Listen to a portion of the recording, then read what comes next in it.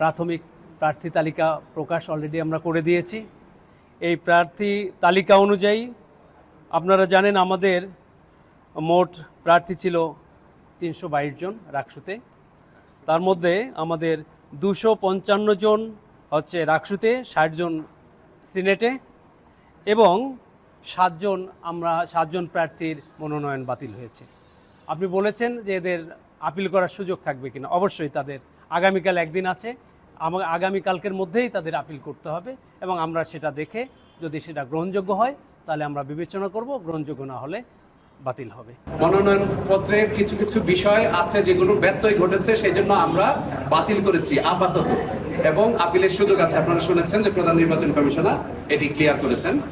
রাকসুর যে হিসাবটা এসছে আমাদের এখানে, সেখানে ভিপি পদে একজন সম্ভবত তার কাগজের ঘাটতি আছে, সেই জন্য জিএস পদে একজন, সিনেটে 2 জন, আর অন্যান্য এজিএস পদেও সম্ভবত একজনের প্রার্থীতা আমরা বাতিল করেছি।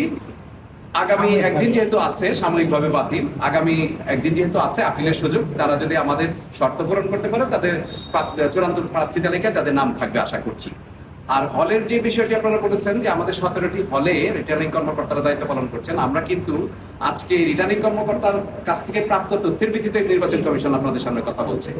রিটার্নিং কর্মকর্তার স্বাক্ষরে এই প্রাথমিক তালিকাটা প্রকাশিত হচ্ছে 17টা হল থেকে একযোগে, এবং হল থেকে যেহেতু সংবাদকর্মী আপনারা এটি হয়তো সরাসরি সংগ্রহ করতে পারবেন না, এটি আমরা ওয়েবসাইটে খুব তাড়াতাড়ি অ্যাভেলেবল করছি।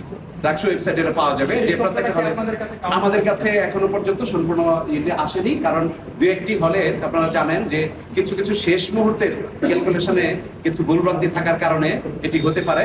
সেই জন্য আমরা এটি যতক্ষণ না পর্যন্ত কনফার্ম হওয়ার সাথে সাথে আমরা এটা ওয়েবসাইটে আমরা দিয়ে দিব, এবং আপনাদের জন্য সহজ হবে যে ওখান থেকে তথ্যটা